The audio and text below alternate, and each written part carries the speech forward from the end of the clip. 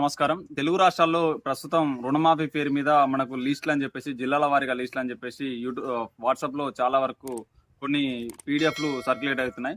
దీన్ని అలుసుగా చేసుకొని సైబర్ నేరగాళ్ళు మనకు ఏపీకే ఫైల్స్‌ని గ్రూప్‌లలో షేర్ చేసి, అలాగే మనకు తెలిసిన వారి నంబర్‌ల నుంచెలే వాటిని గ్రూప్‌లలో షేర్ చేయడం జరుగుతుంది. దాన్ని మీరు ఇన్‌స్టాల్ చేసుకున్నట్లయితే, దాని మీద ప్రెస్ చేసినట్లయితే మీ మొబైల్‌లోకి మాల్‌వేర్ ఇన్‌స్టాల్ అయ్యి రైతు నష్టపోయే అవకాశం ఉంది. ఇలా ఈ ఈ గత 2 రోజులలోనే చాలా మంది రైతులు వాళ్ళ యొక్క డబ్బుల్ని పోగొట్టుకోవడం జరిగింది.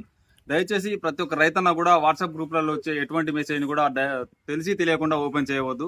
ఖచ్చితంగా దీంతో పాటుగా మనకు గ్రూప్‌లలో ఇంకొక వాయిస్ చాట్ అనే ఒక బడ్ అనేది రావడం జరుగుతుంది. దాన్ని ప్రెస్ చేయడం వల్ల మీరు ఏదైతే మాట్లాడుకుంటున్నారో నైట్ టైమ్‌లో మీరు మాట్లాడుకునే కన్వర్జేషన్స్ కూడా పక్కన గ్రూప్‌లో ఉన్న వాళ్ళందరూ వింటుంటారు.